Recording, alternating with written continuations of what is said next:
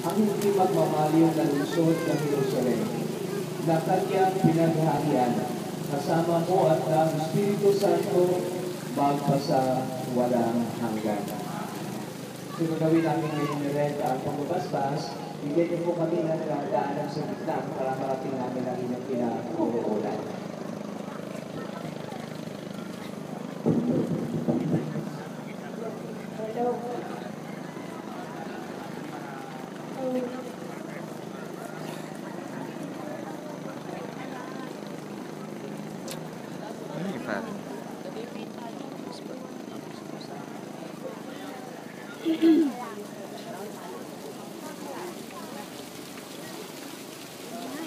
Yeah.